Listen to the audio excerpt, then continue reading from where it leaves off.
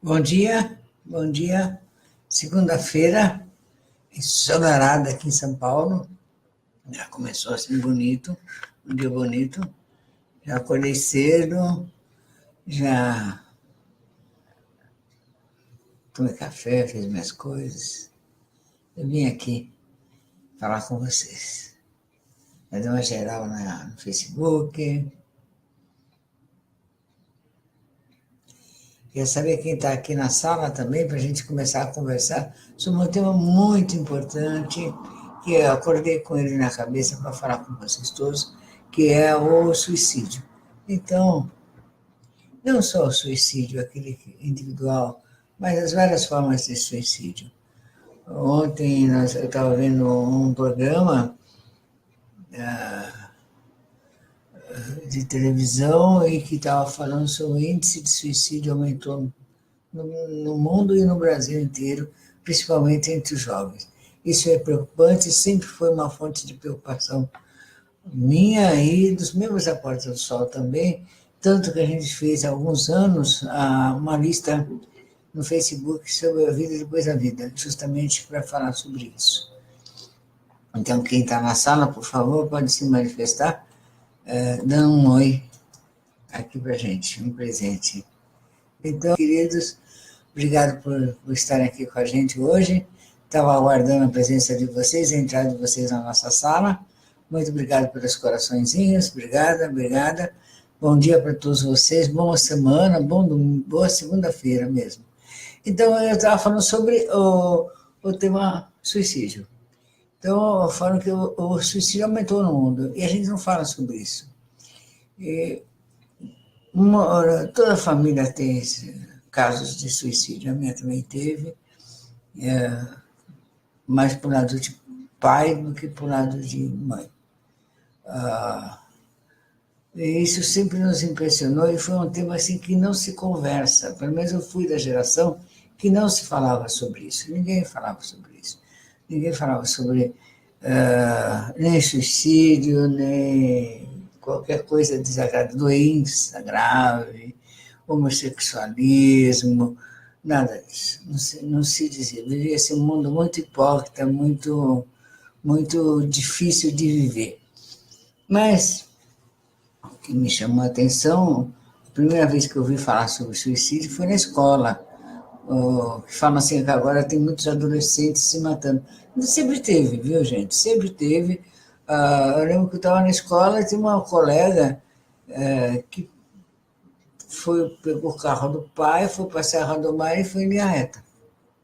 Claro, se matou. Sabe? Chocou todo mundo. Porque uma família bonita, uma família bacana, ia bem na escola, tinha namorado. O que aconteceu, gente? O que aconteceu? Foi uma coisa assim, realmente terrível. Eu lembro outra vez que teve uma pessoa que se matou e a gente foi no enterro. Eu lembro que minha avó sentou na sala, conversou com a minha mãe, com o meu avô, e nós, as criancinhas do lado, ouvindo se eles deviam ir ou não no enterro, porque era espírita, e os espíritas já metiam compaixão, mas era contra a vida, não devia ir. Eu sei que minha avó decidiu ir, e nós fomos. E fomos no enterro da pessoa e rezamos pela pessoa. Porque daí que eu descobri, nessa ocasião, eu tomei ciência a primeira vez, que a maioria das religiões não aceita, não condena o suicídio. Claro que eu condeno o suicídio, condena a morte, né? Condena a pessoa tirar a própria vida pelas suas próprias mãos, ou você tirar a vida do outro. Evidente, evidente. Mas daí nem rezar para a pessoa e enterrar em um cemitério diferente, ou lá do lado de fora, ou em algum outro lugar que não seja sei lá onde, aí tem, sabe, não falar sobre o assunto, tem um caminho longo para se andar sobre isso. Eu lembro, minha avó, lá em 1958, por aí, já estava falando sobre o assunto, já estava discutindo em família sobre essa coisa de que não, vamos lá, vamos conversar e vamos falar sobre isso. Minha avó era muito avançada. Ela tinha pensamentos assim que me inspiraram muitíssimo, muitíssimo mesmo. esperar a minha mãe, os meus irmãos, todo mundo. Então, a minha geração, 68, também, ela viveu... É uma geração suicida. Porque assim, não acredito em ninguém que tenha mais de 30 anos, quer dizer, ninguém acreditava que ia viver mais de 30 anos. Uma geração que não tinha o menor amor à vida. Se arriscava e começaram a se drogar depois, né, para ver se morria. E muitos morreram. Muitos morreram. Muitos. A maioria morreu. Ou morreu ou se colocaram em situação de tal risco que os mataram. É fácil? Não é fácil, não. É chocante. Eu, que sou uma sobrevivente dessa época toda, eu fico assim, chocada. Eu fico me perguntando por que eu não morri também, sabe? Por que eu não morri também? Será que eu sou covarde? Por que aconteceu? Azarinho? O que foi que eu não morri também com eles? Então, é uma coisa que choca todo mundo. Eu acredito que esse seja também o pensamento das pessoas que passam por essas coisas que nós passamos e ficam pensando mesmo. Também na minha geração, aconteceu aquele suicídio dos monges tibetanos, lembra? Que eles iam no meio da rua, sentavam, tacava gasolina no corpo, riscava o fósforo, ficava se queimando vivo. Nossa, eu lembro que eu vi essas imagens no protesto político. Poxa, sabe? Eu falei, nossa, que é isso? Religiosos se matando por política. Uma coisa que me impressionou a mente, me impressionou o espírito. E eles iam serenos, né? Não davam um grito, não contraíam um músculo do rosto. Teve jornalista que teve a mãe de filmar e ficar passando câmera lenta para ver se o cara contraía pelo menos o rosto, nada. Todos eles... E não foi um só, não, foram vários que fizeram isso. Vários monges se mataram. Nossa Senhora, que coisa horrível, meu Deus do céu. Impressionante. E conseguiram seus objetivos. Não sei se o mundo muda porque você se mata, a família muda porque você se mata, alguém pensa mais sobre o assunto porque você se mata. Eu acho que impressiona, para mim me impressiona sempre. Mas será que muda? Será que essa é a solução, essa é a forma? O que é que acontece quando as pessoas fazem isso, né? Então, claro que isso aí é um tema que poucas pessoas falam, pouco se fala, mas a gente tem encarado isso através da nossa lista Vida Depois da Vida e temos falado muito sobre a vida depois da vida. Então, você morre, mas, peraí, você não morre. Então, aí, e como é que é? Sabe? Como é que fica? Aí você perdeu teu corpito, maravilhoso. Vai ficar como? Né, meu filho? Aí como é que você vai entrar na fila lá atrás? Vai demorar para voltar, como é que vai ser? É um problema, querido, é um problema. Porque tudo que é tudo fora da hora é um problema. Não é só isso, são várias coisas que são problemas. Aí eu pensei, quando eu entrei em contato com os índios da Canoa Javaé, na ilha de Bananal, que eles falaram sobre o suicídio social, aquilo me impressionou também grandemente. Esse negócio de vida e morte me impressiona, sempre impressiona. E que eu contei para vocês, eu escrevi em livro, acho que está em Reza Brava também, está em Reza Brava, deve estar, a história das laranjeiras. Então, eles falam sobre suicídio coletivo. Então, eu falei, como é suicídio? Vocês vão se matar? Não vamos se matar. Então, o índio se considera morto, está se suicidando, quando ele não passa o conhecimento para a próxima geração. Então, ele deixa de passar o conhecimento, o nome, as marcas, as tatuagens, tudo. Os costumes e os hábitos deles deixam de existir aos poucos até que acaba. Então, acaba a civilização. e eu vi eles fazendo isso de forma consciente. Me impressionou grandemente. Nossa Senhora, estou impressionada até hoje e falo sobre isso até hoje, comento sobre isso. Então, deixa eu acertar aqui isso aqui. Eu comento sobre isso até hoje. Aqueles índios lá, eu conheci 3, eu sei que hoje parece que só tem um. Acabou. Acabou. Não, mesmo que eles tenham filho, eles não passam o nome, eles não passam os cantos, eles não passam os hábitos, nem a língua. Morre tudo. Morre tudo. É assim que eles se matam. Não passam suas ideias, não passam seus pensamentos. Nossa Senhora, eu falei, meu Deus, o que é isso? Meu Deus, o que é isso? Então eu vejo outra coisa, suicídio em massa, esse caminho da Terra Sem Mares, que por acaso não, porque nós queremos, vamos fazer, e temos feito agora pela 4ª vez, a Descer a Serra do Mar, que é o último trecho do caminho da Terra Sem Mares, que faz parte de um caminho maior chamado Caminho de Piabiru, que é o caminho de Sumé, que foi feito 500 anos antes do descobrimento do Brasil. Então veio alguém lá não sei aonde profetizou que aquele mundo dos índios ia acabar. O mundo de vocês vai acabar. Sempre tem o cara do Apocalipse. Toda era tem ele. Toda era se repete a mesma coisa. Sempre tem a alma penada que vai fazer a profecia ruim. Né? Então sempre tem, e tem os que acreditam e querem cumprir. Às vezes nem a profecia vai ser cumprida, mas o cara faz para onde para cumprir. Vem lá para cumprir. Então, falou que o mundo ia acabar, que ia aparecer umas pessoas de outra cor, meio brancas, muito brancas, e com umas roupas meio de ferro, com barbas, e que eles venceriam e iam acabar com aquela civilização, e que as pessoas eram muito selvagens e bárbaras. Eles se apavoraram, eles viviam livre, solto, leve, na floresta, pelado, à vontade. Eu não precisava nem plantar, nem nada. Eu no mar pegava peixe, no rio pegava peixe, tinha ave, tinha fruto, tinha tudo, e de repente isso já vai acabar, gente. Eles se apavoraram. Falaram, não, prefiro morrer. Então fizeram uma grande caminhada. Desde a América do Norte, desde a América do Sul, desde o leste, desde o oeste, começaram a andar. Isso nunca andaram num ano só, levou um tempão.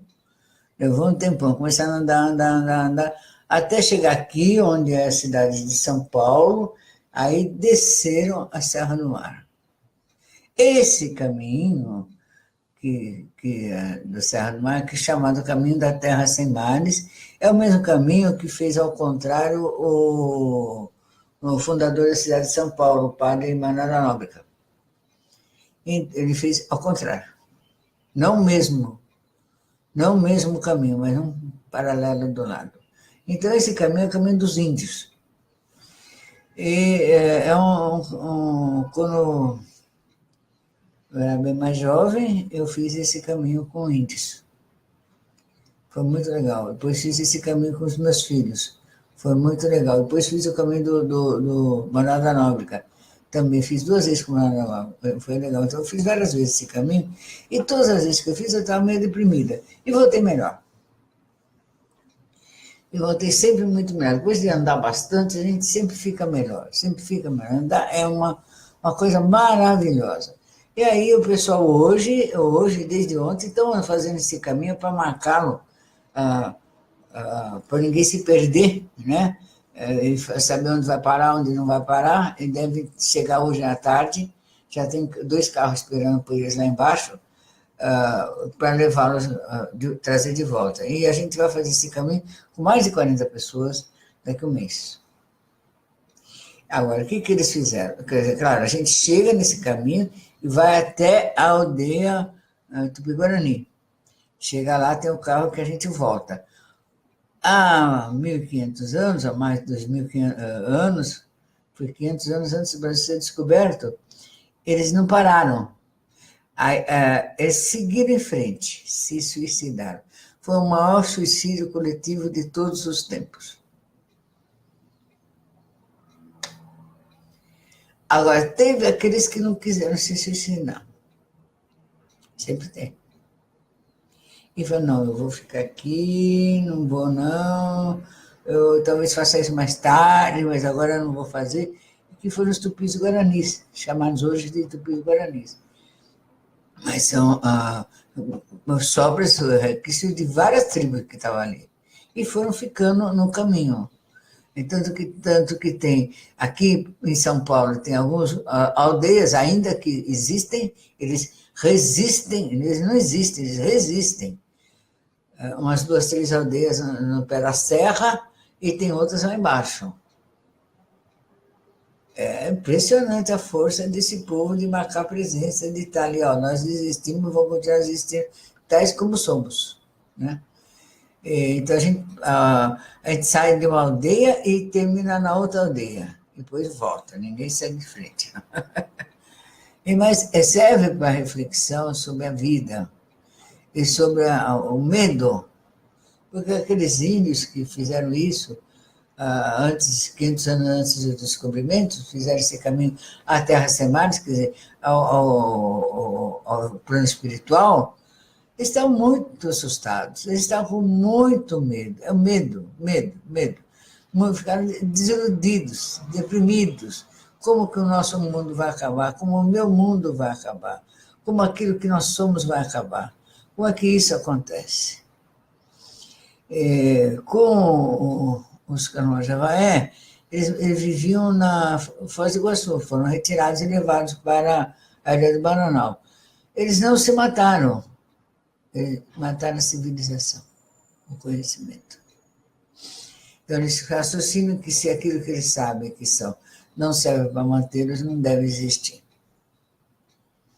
Então, são umas reflexões de coisas de índios que tem aqui no Brasil que a gente deve raciocinar e pensar muito a respeito, muito a respeito.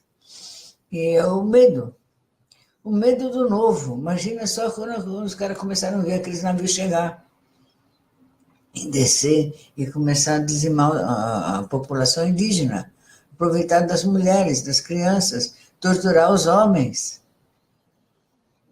Sem o menor respeito por nada que havia aqui. Inclusive é negado a existência deles até hoje, a civilização indígena até hoje é negada. É muito pouco tempo que você começou a catalogar a língua, os desenhos, os hábitos e as histórias. Há muito pouco tempo, porque faz parte da nossa história, faz parte da nossa gente, né? Porque o mundo não começou no Adão e Eva lá no Oriente Médio. Não, pelo amor de Deus, o mundo já é, sabe? Tem muita coisa. Então as pessoas, o romano, o europeu, o português, fala como? Eu, Adão e Eva, e essas pessoas peladas aí, quem que são? É o demônio. Se não é Deus, é o demônio. É o inferior. É um ativo, é aquele que não merece a menor consideração. É isso que pensam. Então, eles sabiam que não adiantava também lutar contra esse pensamento e se mataram. Então, pensando nisso tudo, a gente vê que a nossa capacidade de resistir ao novo é fundamental para a nossa sobrevivência. Isso até no nosso dia a dia. O novo é até um novo dia que começa. Uma nova pessoa que você conhece, um novo emprego que você tem, qualquer coisa que seja diferente que você nunca teve antes. Não tem que ter medo de enfrentar o novo. Tem que, sabe, o novo é você. Eu sou novo. Não precisa ter medo da oposição que vão te fazer. De te enxergar como menos, como menor. Imagina, sabe, eu me dou como exemplo, porque eu acho que eu sou um bom exemplo disso. Quanto que a gente já foi combatida. Eu lembro que nesse período que eu saía com meus filhos acampar e andar, eu abri uma casa de criança. Eu tinha várias crianças, peguei crianças no Juizado de Menor. É a Casa Mirita Lacerda, na rua Ribeiro Lacerda. Então, pegamos umas 20 crianças para cuidar e todas elas foram adotadas. Até que o juiz falou, ou a senhora realmente vai pegar essas crianças para adoção, ou a senhora adota no seu nome. Aí eu adotar no meu nome seria impossível poder sustentá-las daquela forma e ficar fazendo para adoção. Naquele momento, daqueles anos passados, quase 40 anos, eu não tinha estrutura psicológica para aguentar cuidar deles, amá-los e depois entregar para outras pessoas. Cada criança que saía, por melhor que saísse, eu chorava muito, sofria muito. Eu falei, não, eu vou parar com isso. Eu não tenho estrutura emocional para fazer isso. Lamentei profundamente, mas tive que fechar a casa. Depois abri, então, outra instituição chamada Amigo.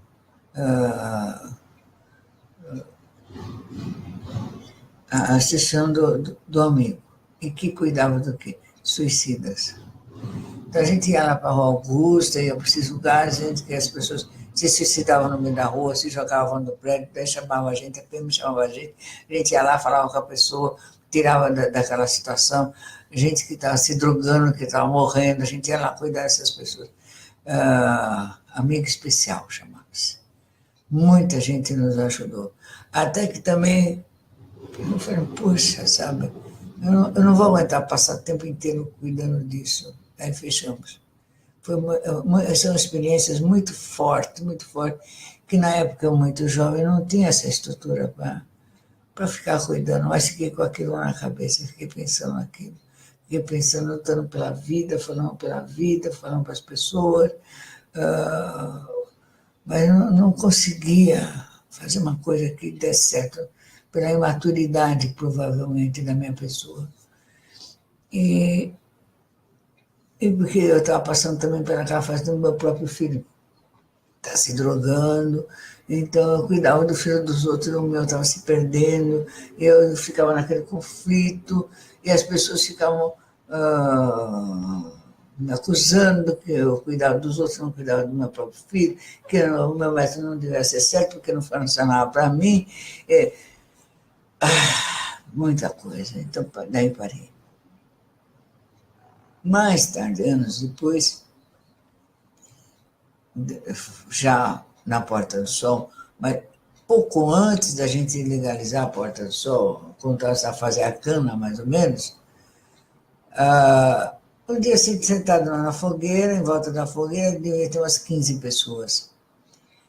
Eu perguntei, gente, eu quero saber aqui, quem já pensou em morrer? Se matar? Todo mundo levantou o braço. Nossa, pelo amor de Deus! Todo mundo levantou o braço. Quem já tentou se matar? De 15, 10. Chocou.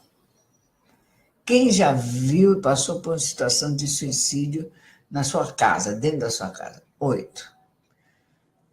O primo, o irmão, marido, empregado. Qual a forma? Desses 8, 4 tinham sido por enforcamento.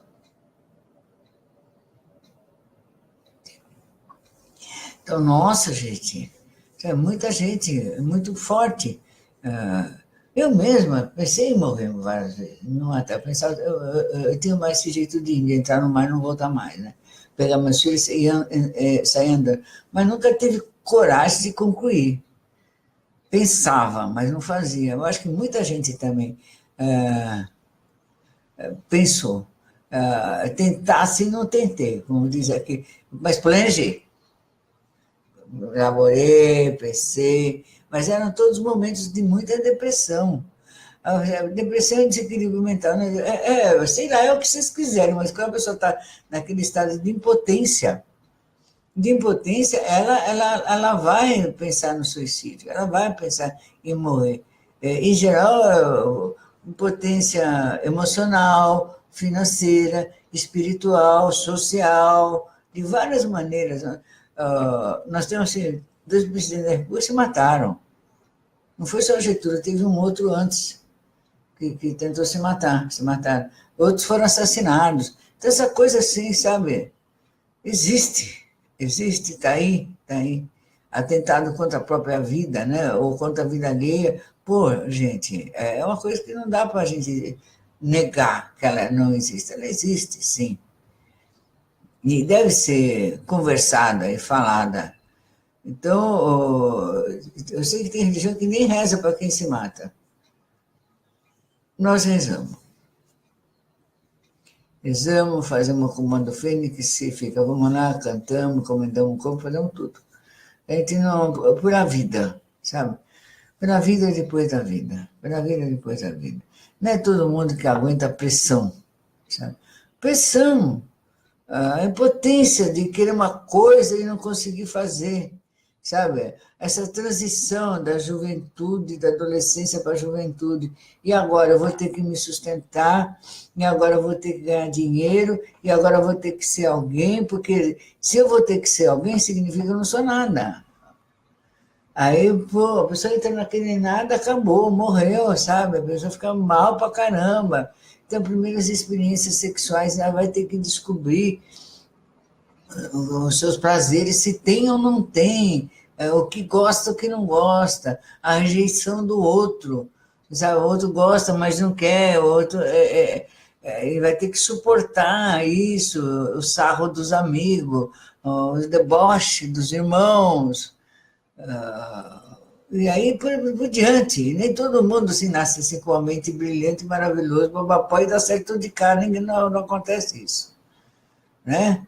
Não, é difícil, é muito difícil viver. Viver é uma coisa assim, desafios diários, diários, diários, diários, diários.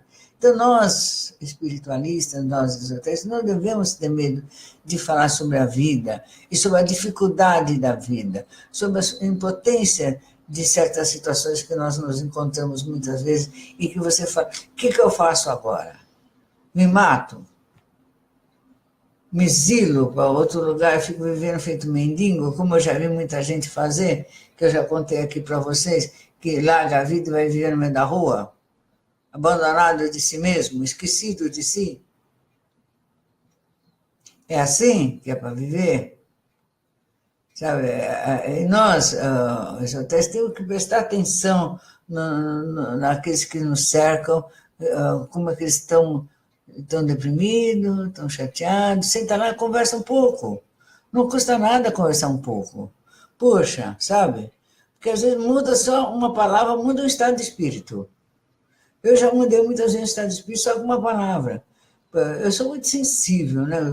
Demais de sensível. Então, qualquer coisa me pega. Né? Então, eu passei a minha vida toda tentando me fortalecer para não sofrer por bobagem. Então, primeiro, não sofrer por causa da opinião alheia. Nossa, pega o olhar do outro. Às vezes, tem olhares que eu não esqueço. Eu recebi assim, alguns olhares que não foram olhares agradáveis, entendeu? Que eu fico aquilo na mente. Eu digo, assim, vários trabalhos espiritual para apagar aquilo da mente e não apaga. Então, eu tenho que conviver com aquilo. Que aquele olhar de pouco caso, de desaprovação, sabe? De ser um chega para lá. Uma coisa assim, é horrível, gente, é horrível, é horrível, é horrível, é horrível. E nós precisamos suportar, aguentar. Não, isso não vai me derrubar. Não é esse olhar, não é esse gesto, não é essa palavra, não é esse fato. Daqui a meia hora será tudo diferente. Agora vai ser uma coisa diferente. E eu não vou me matar por causa disso. Nada vale a minha vida. Eu devo ser mais importante que tudo, que tudo, que tudo. A minha vida é importante para mim, que tudo. Essa é a minha experiência de vida. E eu não vou cortar. E, então, eu vi que a vida das pessoas que fazem os religiosos, de todas as religiões, de todas as coisas, mesmo os esotéricos, todos eles contam suas agruras. E conta como superou. Todo livro de tudo quanto é esotérico é livro de estímulo a suportar a adversidade. Olha o que a Blavatsky passou. Pensa bem. Chamada de louca, de bruxa negra, de lá de dizer que ela se aproveitava do dinheiro da associação lá. Mas, coitada, pelo amor de Deus. Que mais? Dominadora, manipuladora. Isso é a Blavatsky, lá em Londres, há 100 anos atrás. Cristo, nem se fala, nem vou mencionar, porque aí já vamos para as cabeças, né? Vamos para as cabeças. E outros tantos, e outros tantos. Eu vi aqui, aqui na nossa condomínio da Porta do Sol, olha só, teve um senhor lá que resolveu fazer uma nova portaria. Aí o que ele fez? Ele fez as contas e falou, vai ficar em tanto. Começou a fazer a arrecadação. Eu olhei e falei, isso está barato, essa conta está errada. Mas, tá, demos lá o dinheiro. Passado um tempo, ele está concluindo a portaria, viu que a conta estava errada e precisava de mais. Sabe o que ele foi? Chamado de ladrão. De ladrão. É só fazer a conta. Que não vai dar, né? Mas foi chamado de ladrão. Entendeu? As pessoas falam muito sem... julgam muito e desprezam muito o outro de forma muito fácil. Muito fácil. Os pais brigam com os filhos. Os pais brigam muito com os filhos. Humilham os filhos. Você nunca vai ser nada, você nunca vai ser ninguém. É uma mulher que vai lá na casa e se mata. Pronto, eu quero ver. Agora então fica sem mim. Aí pronto. Aí você fica o coração que acaba, te acaba. Mas a juventude agora não faz isso. Agora que está saindo mais gente se matando. Eles se drogam, eles se acabam, se jogam feito lixo na sua frente para você ver. Ó, agora eu não sou nada mesmo. E viva com isso. Pô, para fazer isso, gente. Não precisa. Não precisa. Não vale. Não vale a admiração do olhar da sua mãe, do olhar do seu pai, do olhar dos seus irmãos. Não vale fazer isso, não vale fazer isso. Dos seus parentes, não vale fazer isso. Não vale. Dos seus cunhados, não vale, não vale, não vale. A sua autodestruição não vale. Não paga. Você faz ao contrário, seja um sucesso. Vá para frente, viva. Viva. Uma geração que se matou como a minha, que se drogou, que se acabou. Eu estava com 73 anos, é um sucesso total. Eu estou aqui, estou viva, com a memória que Deus me deu, pronta para falar tudo aquilo que eu vi. Fala, escreve, conta para o mundo. É isso, mas não se mate, não vale a pena, não vale a pena. Então, todos os esotéricos, eles contam os seus sofrimentos e como conseguiram vencer as suas dificuldades. Então, são livros assim que você fala, nossa, te estimula a querer continuar vivo. Então, para mim, eu devo dizer que não vale a pena querer se matar. Eu passei por todas essas fases também, já na minha vida. Minha irmã também já tentou se matar uma vez. A gente enfiou a cabeça dentro do fogão, a gente ligou gás. Nossa, meu Deus. Aí tivemos que internar, ela cuidar, papapá. Horrível, gente, horrível. Que sofrimento causa para a família. A gente fica sentindo assim, um lixo também. Porque, ao mesmo tempo que a pessoa que está fazendo isso, a gente também se sente rejeitado. Você, eu não sou nada com essa pessoa, que ela quer ir embora e quer me deixar e me abandonar aqui na vida. Ela acha a vida ruim e vai me abandonar nesse ruim. É isso que a gente pensa, sabe? É isso. Pais que se matam, coitado desses filhos, meu Deus do céu. Meu pai não podia comer ovo nem nada. No dia que ele morreu, nós fomos na casa dele, tinha do lado da cama dele 6 ovos. Mas 6 ovos. Eu falei, se matou pelo ovo. A gente dá risada, mas deve ter ajudado bem. Ele teve aquele infarto. Certo? Deve ter ajudado. Então, a pessoa, ela se mata também pela comida. vai morrendo aos poucos. Quem não tem coragem de se matar de repente, se mata devagarzinho. Então vai morrendo aos poucos. Não posso comer gordura, vou comer gordura. Não posso beber, vou beber. Não posso fumar, vou fumar. Para ver se morre mais cedo, se vive menos. Então, se Deus nos deu, e nós temos, seja Deus ou o que você quiser, deu a vida e você ganhou um corpo, você pode viver na Terra, você lutou por ele, viva! Ah, você chegou aqui e não aguenta o tranco? Aí, meu amigo, faz por onde? Vamos lá, é desafio, vamos lá, sabe? Vamos viver. Desafio você ter fazer 100 anos de idade, aguentar aí o tranco de fazer 100 anos de idade. De pé inteiro. Quer ver? Isso. É isso. Entendeu? É isso. Não tenha medo da vida. Não sei se não deve ter medo. Deve ter medo, sim, da vida, pô. É difícil, né? Eu concordo que não é nada fácil. Não, concordo que não é nada fácil. Eu dou toda a mão à palmatória, mas não justifica. Pensar, tá. Todo mundo pensa, eu também já pensei. Não pensei uma vez só, não, pensei várias vezes. Muitas vezes. Aí ficando triste, ficando desistindo. Já que ninguém me gosta, já que ninguém me aprova, já que eu tenho tanto defeito, eu acho que eu vou dar um jeito de sumir.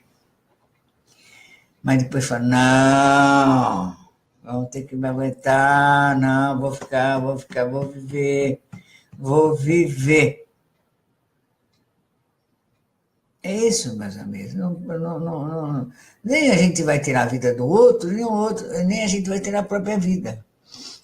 E nem vamos fazer como os índios, que não vão passar a nossa cultura, não. Vamos passar o nosso conhecimento para o próximo, sim. Para ter um mundo melhor, um mundo menos cruel, um mundo menos duro, um mundo menos difícil. É isso que nós devemos fazer, lutar. Lutar. Já que não tem medo de morrer, então vamos não ter medo de viver e ser quem somos. E ser quem somos. Não ter medo de falar para o mundo.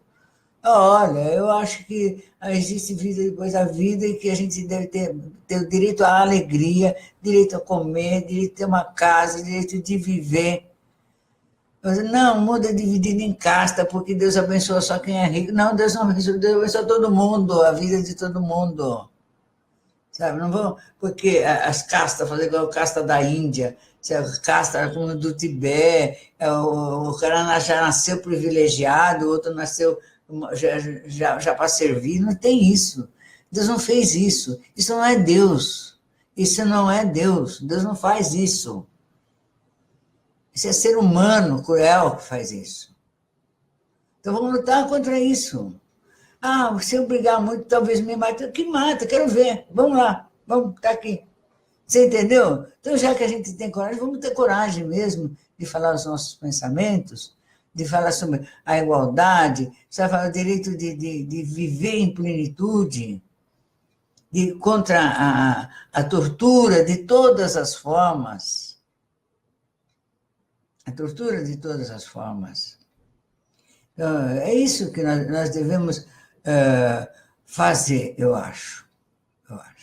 Então, essa reflexão à Terra Sem Males, esse medo que esses coitados desses índios tiveram a ponto de querer se matar em massa, não pode nos atingir.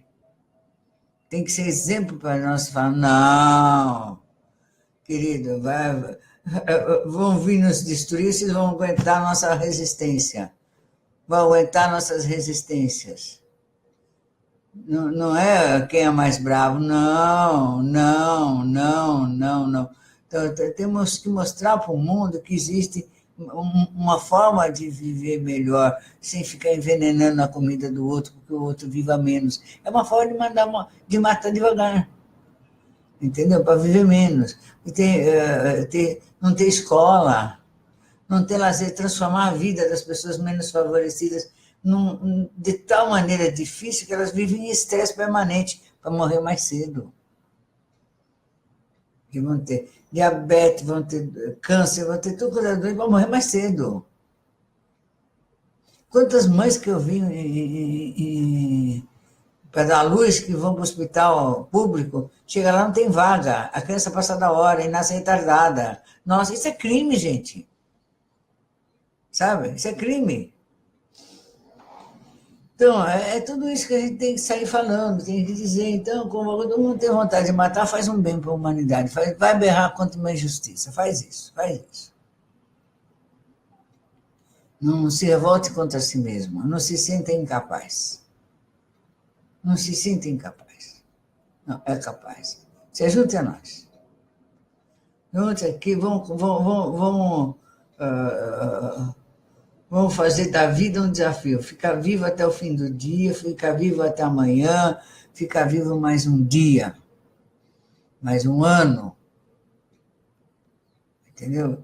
E não só ficar vivo, como sair falando mesmo, que quantas injustiças, quantos maus tratos, quantas distorção das informações, quantas pessoas querem ganhar dinheiro nas tuas costas, sabe? Fazer de você uma inspiração ao contrário, para lucrar com a desgraça dos outros, sabe? Então, vamos começar a fazer a vida um pouquinho diferente. E ser contra a mentira. O grande mal do mundo é mentira, é mentira, é mentira. E tem gente que é hábil em fazer a mentira para ser verdade. É hábil em fazer isso. Sabe?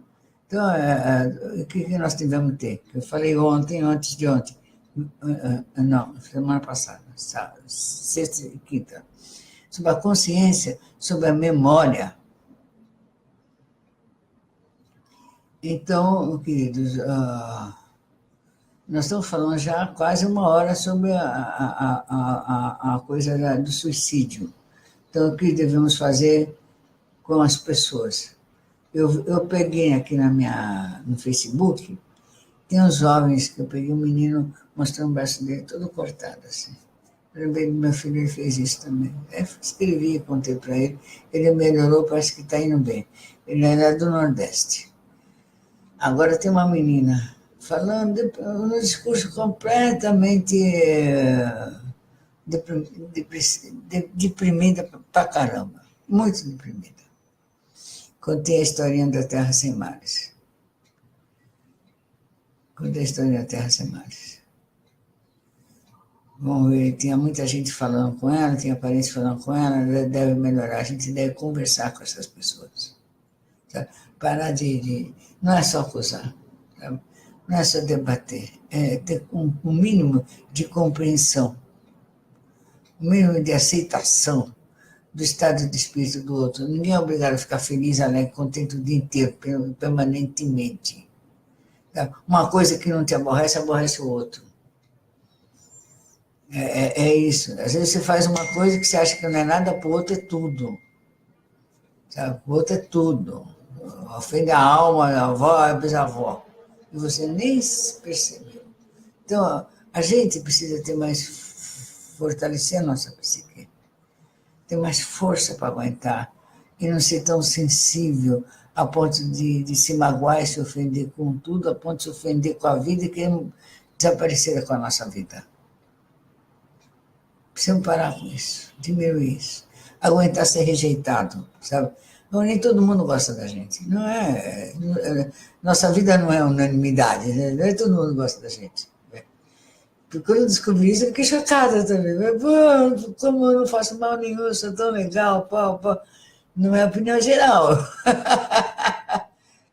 Você tem que aguentar, suportar, entendeu? Suportar. E se aproximar daqueles que te amam, daqueles que te tratam bem, daqueles que te querem bem. E não falar mal daqueles que te querem bem também. Entendeu? Porque amigo, próximo dá trabalho. Você não pode ficar trancado só dentro de casa. Sai para trabalhar e volta, sai para estudar e volta. Sabe? Não pode ser, você não pode ser uma ilha. Tem que se comunicar. Tem que falar com o outro. E além de falar com o outro, se comunicar, dá trabalho, leva tempo. O outro pode te interpretar errado, pode te interpretar mal. O que é que essa mulher está aí querendo com esse papo? Sabe? Pode falar, só quero que você seja feliz. É isso, tá? Assim, eu também vou ser feliz, a gente vai ser feliz junto, todo mundo alegre e contente. É absurdo isso?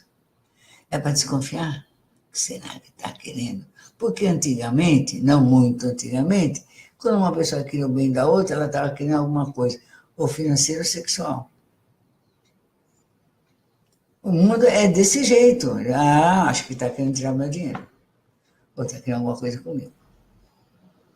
O europeu é meio assim, né? Eu lembro que quando eu fui dar aula de fazer essas palestras sobre isso na Europa há uns 30 anos atrás e dar aula de acupuntura e tarô, a pessoa que me contratou falou assim, olha, Ana, você tem que dizer seu preço. Eu falei, eu não tenho ideia, eu estou cobrando europeu, que tudo em dólar, né? Eu falei, como é que eu vou fazer? Ele falou, eu te dou, se viram uma coisa boa, e eles vão te pagar antecipado. Eu falei, como me pagar antecipado? Não, você tem que cobrar, porque o europeu é assim, se você não cobrar, ele desconfia que se você está de graça, ele quer, é porque você está querendo alguma outra coisa a mais que o dinheiro.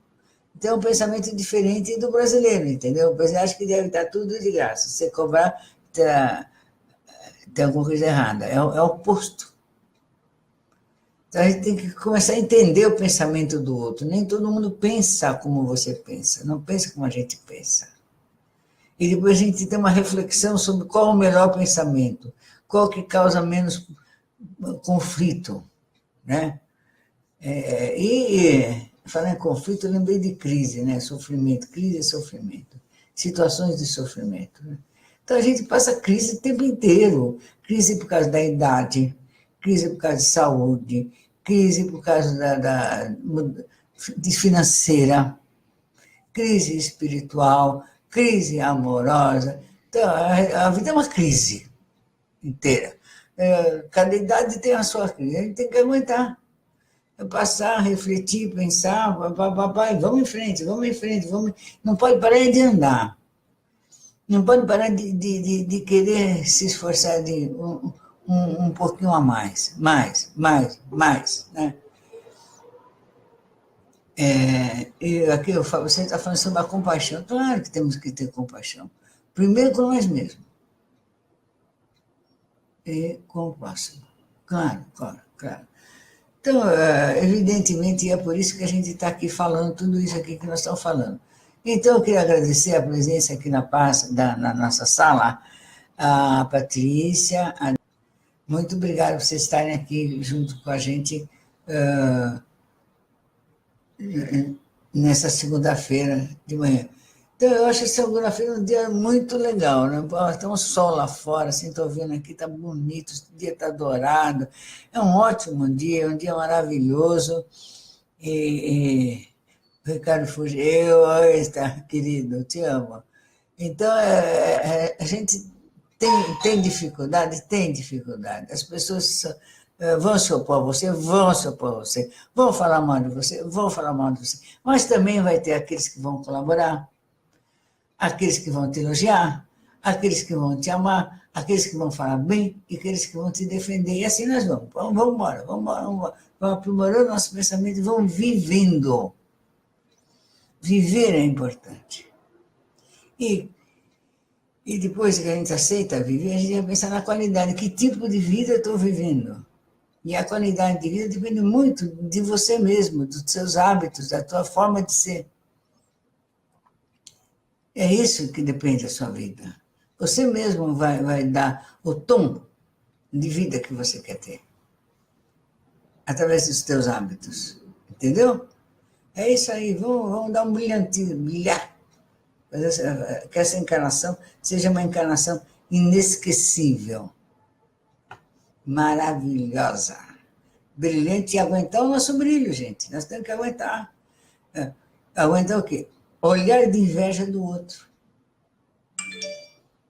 E deixar. Entendeu, querido? Então, um bom dia para vocês, uma boa semana. Amanhã a gente está falando outra vez.